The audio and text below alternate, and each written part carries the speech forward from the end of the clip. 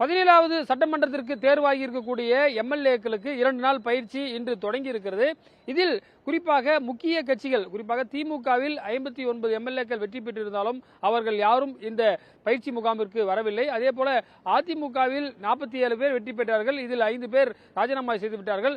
42 பேரில் ஒருவர் மட்டுமே, குறிப்பாக சங்கராபுரம் ராகேஷ் மட்டுமே பங்கேற்றார். தேமுதிக சார்பில் பிரேமலதா விஜயகாந்த் பங்கேற்கவில்லை.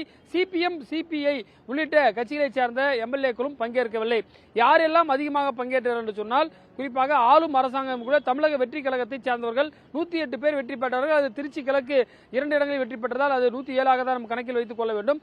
அப்படி இருக்கும்போது இதில் பழைய எம்எல்ஏக்கள் என்று சொன்னால் ஜேசிடி பிரபாகர், செங்கோட்டையன் போன்றோர் மட்டும்தான் அந்த எம்எல்ஏ ஏற்கனவே பணியாற்றிய ஒரு அனுபவம் இருக்கிறது.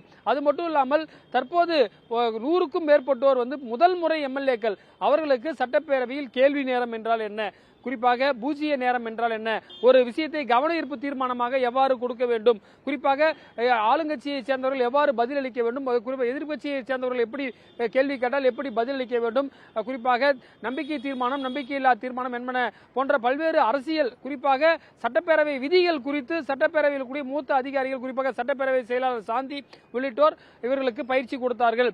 இதில் பார்த்தீர்கள் என்று சொன்னால் குறிப்பாக திமுகவிலும் முதல் முறை எம்எல்ஏக்கள் பலரும் இருந்தாலும் கூட அவர்கள் இந்த பயிற்சிக்கு வரவில்லை.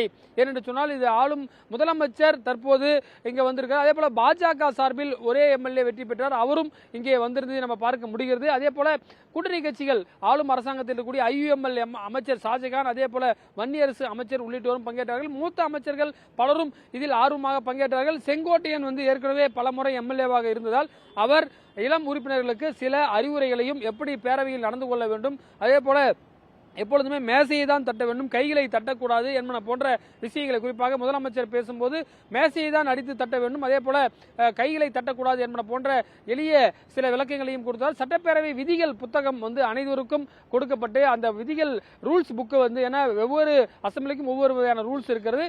எனவே இந்த அசம்பிளிக்கான ரூல்ஸை அவர்களுக்கு கொடுக்கப்பட்டிருக்கிறது. இன்றைக்கு நடைபெற்றிருக்கக்கூடிய இந்த பயிற்சி முகாமில் மாலை 5:30 மணி வரை நடைபெற்றது.